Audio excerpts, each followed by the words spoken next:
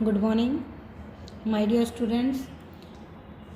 आज जो है हम unit 4 chapter 12 mineral nutrition in plant इस चैप्टर को हम डील करेंगे। तो इस चैप्टर के जो बेसिक पॉइंट रहेंगे तो वो क्या हैं। सबसे पहले आप सभी को पता है कि जितने भी लिविंग बीइंग होते हैं उन सब की कोई ना कोई बेसिक नीड होती है। तो ऐसे ही हम कहेंगे कि प्लांट भी एक लिविंग है, तो उसको भी सर्वाइव करने के लिए जैसे अदर लिविंग को नीड होती है लिविंग कंपोनेंट्स की, तो ऐसे ही प्लांट को भी कुछ ऐसे रिक्वायरमेंट है जो उनको सर्वाइव करने के लिए क्या करेगी, रोल प्ले करेगी। तो इस चैप्टर के अंदर हम यही पढ़ेंगे कि प्लांट के लिए वो कौन कौन सी रिक्वायरमेंट है। तो उनमें हम बात करेंगे प्लांट को जो है सबसे ज़्यादा जिन चीज़ों की ज़रूरत होगी, रिक्वायरमेंट होगी, उनको हम नाम देंगे मैक्रो मॉलिक्यूल, और जिनकी उनको कम नीड होगी उनको हम नाम देंगे माइक्रो मॉलिक्यूल। तो इस चैप्टर में हमारा सबसे मेन जो क्राइटेरिया रहेगा कि प्लांट का जो है सबसे ज़्यादा जो ग्रोथ है वो किससे रिलेट होता है, तो उन सभी को हम यहाँ पे नाम देंगे।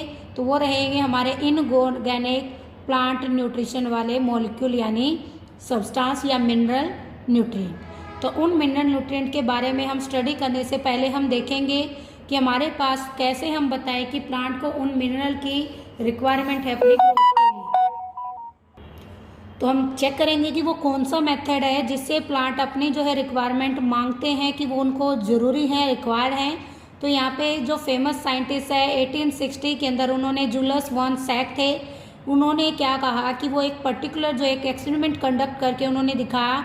वो एक बॉटनिस्ट थे, मीन्स प्लांट के ऊपर स्टडी कर रहे थे।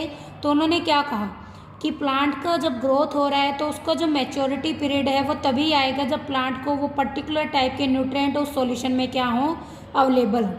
यदि किसी प्लांट का जो सॉल्यूशन है जिसमें वो ग्रोथ कर रहा है उसमें यदि कहें तो वहाँ पे कंप्लीट जो है एब्सेंस हो किसी भी पार्ट की, तो वो ग्रोथ नहीं करेगा।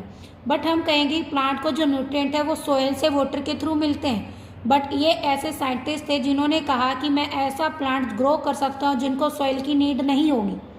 तो नीड नहीं होगी तो वो कैसे कंडीशन में सर्वाइव करेंगे। तो ये एक ऐसी टेक्निक थी जिसमें उन्होंने प्लांट को केवल न्यूट्रिएंट जो सॉल्यूशन मीडियम दिया, कोई सॉइल नहीं वहाँ पे प्रोवाइड कराई।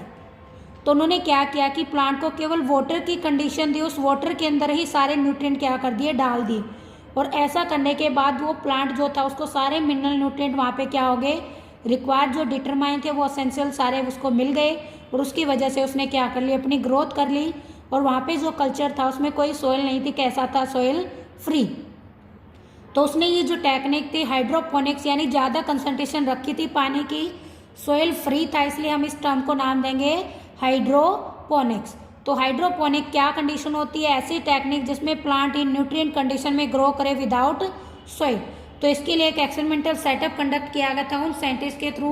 तो उसको हम यहाँ पे एक डायग्राम के थ्रू भी यहाँ पे बता सकते हैं कि कैसे उन्होंने किया था। तो ये डायग्राम है, इसमें आप देख ही रहे हो कि डायग्राम था typical setup for nutrient solution culture. तो यहाँ पे जो सैक थे, जर्नलिस्ट जो वॉन सैक थे, उन्होंने 1860 में क्या किया, एक प्लांट को ग्रो कराया, पानी डाला, और पानी के अंदर उन्होंने क्या डाल दिया, न्यूट्रिएंट सॉल्यूशन डाल दिया।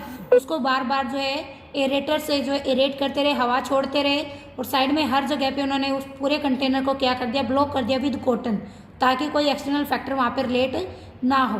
और वहाँ पे कंटिन्यूस जो है वाटर ऐड करते रहे, न्यूट्रिएंट ऐड करते रहे। तो आफ्टर टाइम पीरियड उन्होंने क्या ऑब्जर्व किया कि जितने भी हमारे प्लांट है वो विदाउट सॉइल वाले कल्चर में ग्रो कर सकते हैं, यानी हाइड्रोपोनिक्स फिनोमिना को शो कर सकते हैं। यानी प्लांट जो है सॉइल जो है एक नेसेसरी जो रिक्वायरमेंट होती है उसके बगैर भी वो सर्वाइव कर सकते हैं। ये था इनका फाइंडिंग जिसको हमने फिनोमिना नाम दिया हाइड्रोपोनिक्स। तो प्लांट को विदाउट सॉइल कल्चर के ग्रोथ करना, पानी के अंदर न्यूट्रिएंट मीडियम डाल के, वो क्या होता है, हाइड्रोपोनिक्स। नेक्स्ट हम पढ़ेंगे कि प्लांट को कौन कौन से मिनरल जो है एलिमेंट है वो नेसेसरी होते हैं। तो प्लांट को जो है मोस्टली जो मिनरल है वो रिक्वायरमेंट होते हैं, लगभग 60 एलिमेंट होते हैं प्लांट के लिए रिक्वायरमेंट। तो वहाँ पे जब हम कहें कि 105 जो है यानी 105 जो है एलिमेंट जो है यहाँ पे जो है प्लांट के अकॉर्डिंग जो है 16 जो है मेन काउंट होते हैं। 105 प्लांट पे इनकी स्टडी की गई, यानी 105 जो है यहाँ पे काउंट किए गए हैं कि 105 जो डिस्कवर किए गए उनमें से केवल 16 एलिमेंट है हमारे यहाँ पे जो है more than 60 element of 105 discovered जो हो चुके हैं उनमें से प्लांट के अलग अलग क्या होते हैं, रिक्वायरमेंट रखते हैं। बट इनमें से हम काउंट करें कि 60 एलिमेंट हमारी जो है प्लांट को नीड होती है, 105 डिस्कवर, बट उनमें से सबसे ज़्यादा कितने हैं, तो उनमें हम केवल नंबर रखेंगे 16। तो 16 जो है प्लांट को यहाँ पे क्या है रिक्वायरमेंट है। 105 डिस्कवर्ड हो चुके हैं, 60 ज़्यादा प्लांट को ज़रूरत होती है, बट 16 क्या सभी के लिए ज़रूरी होते हैं। तो इनमें हम चेक करेंगे तो क्राइटेरिया हमारे पास कि वो कौन सी टेक्निक है, कितना प्लांट को चाहिए। तो प्लांट को सबसे कम कंसंट्रेशन में जो मिनरल है वो लगभग 10⁻⁻ जो है 8 ग्राम वहाँ पे पर ml का जो है रिक्वायर होता है। तो क्वेश्चन यहाँ पे है कि प्लांट की हर एक प्लांट की अपनी अपनी नीड होती है, वो कितना जो है मिनरल न्यूट्रिएंट रिक्वायरमेंट रखता है। तो अब हम यहाँ पे देखेंगे किस प्लांट को किस टाइप का जो है न्यूट्रिएंट वहाँ पे नेसेसरी होता है और क्यों नहीं होता। तो ये एक एक्सपेरिमेंटल सेटअप है जो बताएगा क्राइटेरिया ऑफ एसेंशियलिटी। तो इस डायग्राम से आप देखोगे तो यहाँ पे डिफरेंट टाइप के प्लांट है। उन प्लांट को क्या किया गया है, न्यूट्रल सॉल्यूशन दिया गया है एक पंप के थ्रू, और उसमें देखा गया है कि जितने भी प्लांट उनमें कोई सोइल नहीं है, सोइल के बगैर ही हमने सॉल्यूशन दिया है, वही जैसे ऊपर बोला हाइड्रोपोनिक। तो इसमें न्यूट्रिएंट टाइप की जो हमने क्या की है लगातार जो है सप्लाई स्टार्ट की। सबसे पहला क्राइटेरिया क्या है कि जो भी एलिमेंट है वो एब्सोल्युटली नेसेसरी होंगे, वो प्लांट की ग्रोथ और रिप्रोडक्शन में क्या करेंगे, रोल प्ले करेंगे। यदि उनकी एब्सेंस कर दी जाए तो प्लांट की कोई कंप्लीट ग्रोथ या लाइफ साइकिल नहीं होगा। सेकेंड पार्ट कह रहे हैं कि प्लांट को जिस भी एलिमेंट की नीड होगी वो स्पेसिफिक होगा या किसी अदर के द्वारा कोई रिप्लेस, यानी माने प्लांट को यदि पोटेशियम की नीड है, यदि हम उसको नाइट्रोजन दे दें तो उसमें वो कल्चर मीडियम में ग्रोथ नहीं करेगा, उसको जिसकी नीड है उसी के साथ वो वहाँ पे स्पेसिफिक ग्रोथ दिखाएगा, किसी के अदर के साथ रिप्लेस नहीं होगा। यदि हमने वो पर्टिकुलर एलिमेंट उसको सप्लाई नहीं किया है, उसकी जगह कोई अदर दे दिया, तो उसमें क्या हो जाएगी, जिसकी उसको नीड थी उसकी क्या हो जाएगी, डेफिशिएंसी यानी कमी हो जाएगी, जिसके उसके अंदर कोई भी डिजीज भी अक्कर हो सकती है। थर्ड पार्ट कह रहा है कि क्यों जरूरी है एलिमेंट, तो वो एलिमेंट डायरेक्टली इन्वॉल्व होते हैं प्लांट की मेटाबॉलिज्म के लिए। फॉर एग्जांपल यदि एक प्लांट को फोटोसिंथेसिस के लिए वहाँ पे मैग्नीशियम की नीड है और हमने न्यूट्रिएंट मीडियम में प्लांट को मैग्नीशियम नहीं दिया तो फोटोसिंथेसिस प्रोसेस रिलेट नहीं करेगा, स्टॉप कर देगा, इसलिए प्लांट की ग्रोथ नहीं होगी। तो इसलिए पर्टिकुलर जो न्यूट्रिएंट पर्टिकुलर प्लांट के लिए क्या होता है, फिक्स होता है, हम उसको किसी अदर के साथ रिप्लेस नहीं कर सकते। रिप्लेस कर दिया तो डेफिशिएंसी हो जाएगी, प्लांट का मेटाबॉलिक रेट जो है स्टॉप हो जाएगा, उसकी प्रॉपर ग्रोथ या रिप्रोडक्शन भी नहीं होगी। तो ऐसे ही हम ये अलग अलग जो फैक्टर चेक करके बता सकते हैं प्लांट को किस मिनरल न्यूट्रिएंट की क्या होती है नीड। तो इसी क्राइटेरिया ऑफ एसेंशियलिटी को हम यहाँ पे चेक करें तो इन्हीं एसेंशियलिटी पार्ट को चेक करके प्लांट की ग्रोथ और रिप्रोडक्शन या मेटाबॉलिज्म में जिस भी मिनरल न्यूट्रिएंट की प्लांट को नीड है वो दो टाइप के हो सकते हैं। कम अमाउंट में जिसकी नीड होगी वो माइक्रो, और ज़्यादा अमाउंट में जिसकी नीड होगी वो मैक्रो।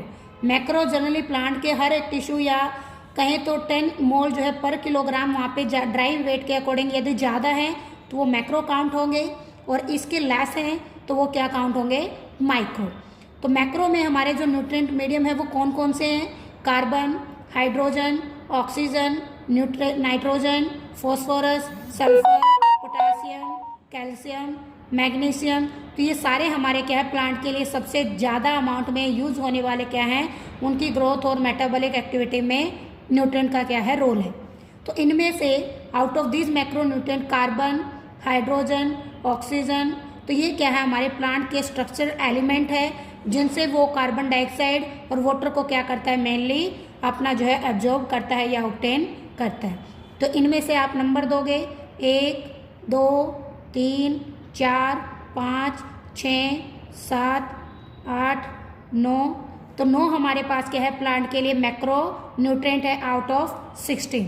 तो हम यहाँ पे चेक करें हमारे प्लांट के पास 16 न्यूट्रिएंट की नीड है, जिनमें से हमारे पास 9 क्या है मैक्रो हैं और बाकी बचे हमारे 7 क्या है माइक्रो है।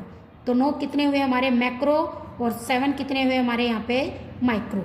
मैक्रो में कौन कौन से अभी आपने पढ़ा, calcium, hydrogen, oxygen, nitrogen, phosphorus, sulphur, potassium, calcium and magnesium, ये सारे क्या हमारे पास मैक्रो।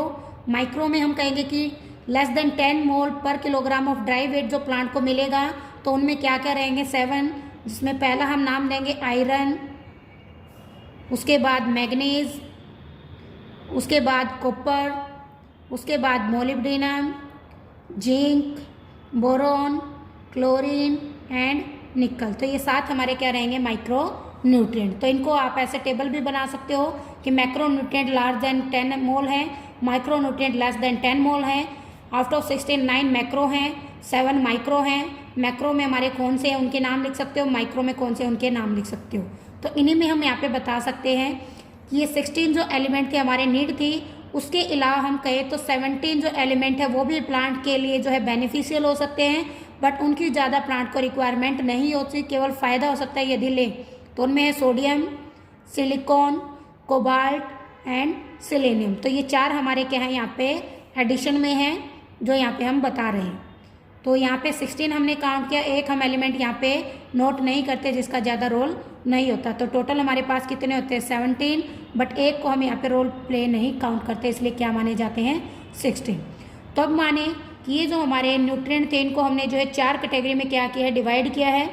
तो पहला कैटेगरी इनका बेसिक ऑफ फंक्शन के अकॉर्डिंग डिवाइड किया है। पहला कि एसेंशियल जो एलिमेंट है सारे के सारे बायोमोलिक्यूल है वो क्या करेंगे, स्ट्रक्चर को क्या करेंगे, परफॉर्म। यानी ये जो 16 जो हमारे मैक्रो एंड माइक्रो न्यूट्रिएंट थे वो प्लांट को हमने क्यों दिया, उनकी कैटेगरी पे हमने उनको क्या है डिवाइड किया। तो क्यों डिवाइड किया इनको, पहला इनका रोल था स्ट्रक्चर, कि ये सारे ही हमारे जो मैक्रो न्यूट्रिएंट थे carbon, hydrogen, oxygen and nitrogen, ये प्लांट की क्या बनाएंगे, स्ट्रक्चर बनाएंगे। और ये क्या थे, स्ट्रक्चरल एलिमेंट। कुछ हमने चेक किया कि वो प्लांट को एनर्जी देते, स्ट्रक्चर नहीं बनाते। तो एनर्जी रिलेटेड भी यहाँ पे कुछ नाम दिए हैं, जैसे मैग्नीशियम या क्लोरोफिल, ये क्या करेंगे, प्लांट को एनर्जी देंगे। नेक्स्ट हमने डिवाइड किया है एक्टिवेशन के ऊपर या इनहिबिटिंग एंजाइम के ऊपर। तो यहाँ पे मैग्नीशियम जो है एक्टिवेटर का रोल करेगा। C3 प्लांट में जब हम C3 साइकिल चलाएंगे, रिब्यूलोज, बाइफॉस्फेट कार्बोक्सिलेज, ऑक्सीजनेज या फिनोल पायरुविक एसिड कार्बोक्सिलेज जब C3 साइकिल में चलेगा तो उन एंजाइम को एक्टिवेट करने के लिए इस मिनरल एलिमेंट की क्या होती है, नीड। तो ये क्या करेगा, एक एक्टिवेटर का काम भी करेगा। 4 पॉइंट कह रहा है कि कुछ एसेंशियल एलिमेंट ऐसे भी हैं जो प्लांट की जो है ओपनिंग और क्लोजिंग ऑफ स्टोमेटा में भी क्या करते हैं, हेल्प करते हैं। तो पोटेशियम क्या करता है, रोल प्ले करता है स्टोमेटा को ओपन और क्लोज करने का। तो पोटेशियम ग्रेडियंट पंप चलता है जिसमें सोडियम अंदर और पोटेशियम बाहर आता है, तो स्टोमेटा क्या हो जाते हैं, क्लोज एंड ओपन। तो यहाँ पे जो पोटेशियम का जो हाइड्रोजन पंप है, इन प्रोटॉन ग्रेडियंट है, उसमें क्या करता है, ये रोल करता है पोटेशियम। तो इन्हीं चारों पॉइंट पे हमने चेक किया कि प्लांट के जितने भी मिनरल न्यूट्रिएंट है सभी का प्लांट के लिए क्या है, नीड है। सभी कोई एनर्जी देता है, तो कोई स्ट्रक्चर बनाने में रोल है, तो कोई एक्टिवेट करता है, कोई ओपनिंग एंड क्लोजिंग में ऑस्मोटिक बैलेंस भी बनाता है। तो ये हमारे मैक्रो एंड माइक्रो न्यूट्रिएंट जैसे भी हमने इनको 4 कैटेगरी के अकॉर्डिंग क्या किया है, डिवाइड किया है।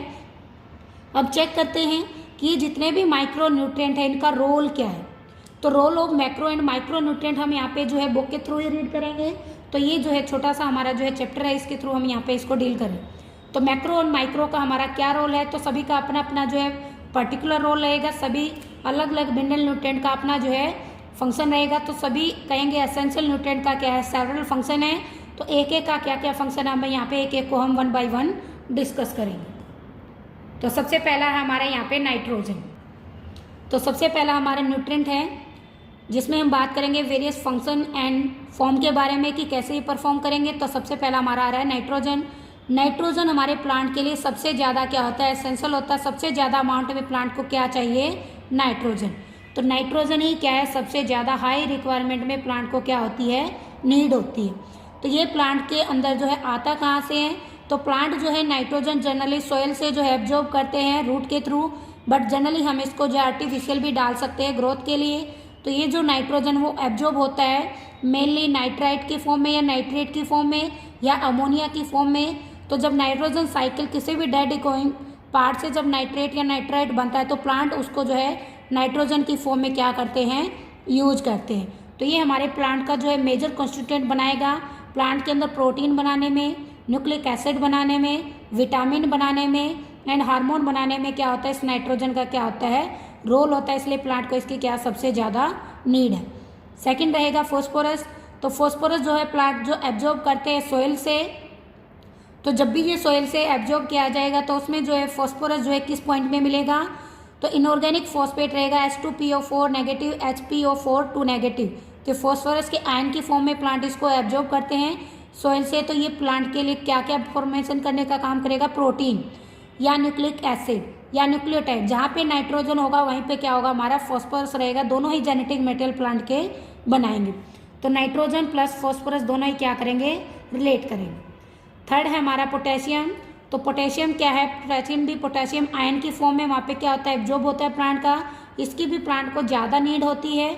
तो प्लांट के मेरिस्टेमेटिक टिश्यू में, बड में या लीव्स में या रूट की टिप की ग्रोथ करने में हेल्प करता है। इसलिए प्लांट क्या करते हैं, पोटेशियम को एब्जॉर्ब करते हैं और अपना आयन कंसंट्रेशन यानी पॉजिटिव और नेगेटिव जो हमने बोला था, पोटेशियम अंदर जाएगा तो सोडियम क्या आएगा बाहर।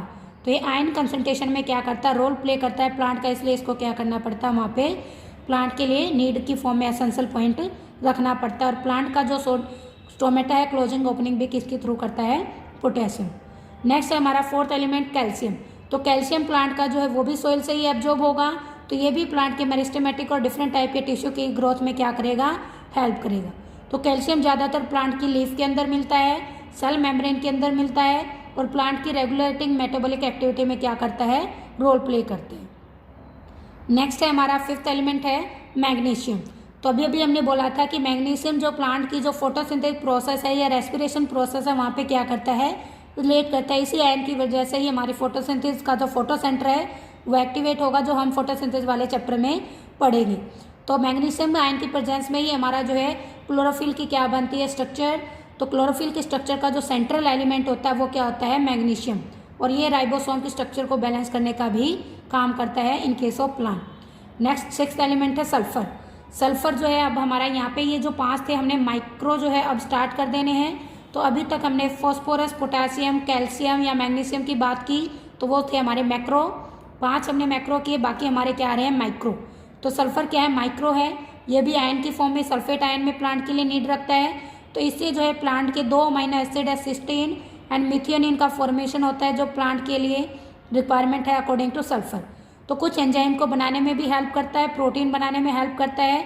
तो ये हमारा जो सल्फर है प्लांट को कुछ लेस अमाउंट में 10 mm जो है यहाँ पे मिलीमोल किलोग्राम पर ड्राई वेट के क्या होता है, प्लांट को नीड होती है सल्फर की। ऐसा ही आयरन की भी होती है। आयरन भी फेरिक आयन की फॉर्म में मिलेगा।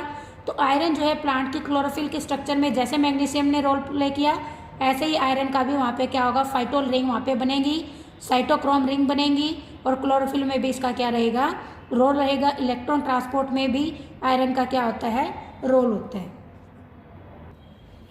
नेक्स्ट है मैग्नीज। मैग्नीज भी मैग्नीशियम आयन की फॉर्म में Mn2+ जो है यहाँ पे आयन की फॉर्म में मिलेगा। ये भी कुछ जो है प्लांट की एक्टिविटी को कंट्रोल करता है। फोटोसिंथेसिस में मैग्नीज के साथ मैग्नीशियम भी, और साथ में नाइट्रोजन का जो फिक्सेशन है उसमें भी रोल प्ले करेगा। और जब फोटोसिंथेसिस प्रोसेस होगी तो मैग्नीज का सबसे ज़्यादा क्या होगा, रोल होगा। वाटर का हाइड्रोलिसिस करने में क्या करेगा, ये रोल प्ले करेगा। तो वाटर का जब ब्रेक डाउन होगा फोटोलिसिस में, तो इन प्रेजेंस से क्या होगा, मैग्नीज ही होगा। उसके बाद हम बात करेंगे जिंक की। तो जिंक भी हमारे प्लांट की जो ऑक्सीजन यानी एक जो हार्मोन रहेगी, प्लांट हार्मोन, उसमें क्या करेगा, सिंथेसिस करने में रोल प्ले करेगा। तो ये ऑक्सीजन जो है हार्मोन तभी एक्टिवेट होगी जब प्लांट के अंदर जिंक का क्या मिलेगा, हमें थोड़ा सा जो है इसकी एसेंशियलिटी मिलेगी। नेक्स्ट है कॉपर। तो कॉपर भी क्यूप्रिक आयन की फॉर्म में मिलता है। ये भी प्लांट के लिए ओवरऑल मेटाबॉलिज्म में क्या है, नीड है। और ये प्लांट की जो कुछ एंजाइम की रिडॉक्स रिएक्शन है उनमें क्या करेगा, हेल्प करेगा कॉपर आयन की फॉर्म में या क्यूप्रिक आयन की फॉर्म में। नेक्स्ट है बोरॉन। बोरॉन भी बोरिक एसिड या बोरॉन के जो आयन है उसकी फॉर्म में प्लांट के द्वारा अपटेक किया जाएगा।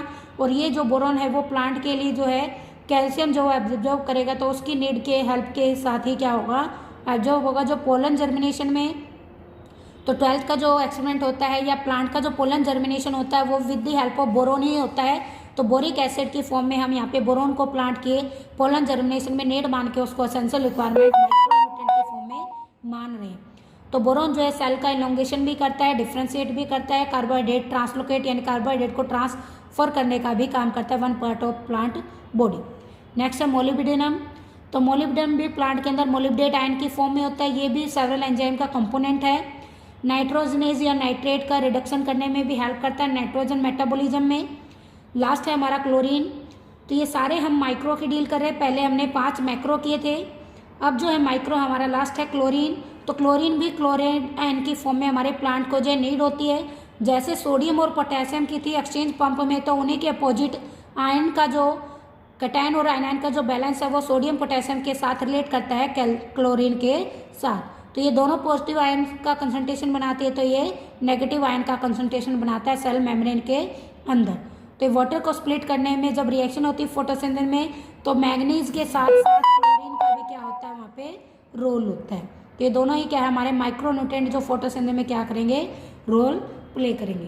तो आज के चैप्टर के अंदर हमने क्या पढ़ा है कि हमारे जो मिनरल न्यूट्रिएंट है वो क्या होते हैं, कितने टाइप के हैं, कैसे हमने उनको क्लासीफाई किया, क्यों प्लांट के लिए वो एसेंशियल है, कौन से क्राइटेरिया हैं और कैसे हमने उनको ग्रुप में डिवाइड किया, कौन से मैक्रो है और कौन सा माइक्रो है, उनके रोल के बारे में भी हमने आज डील किया।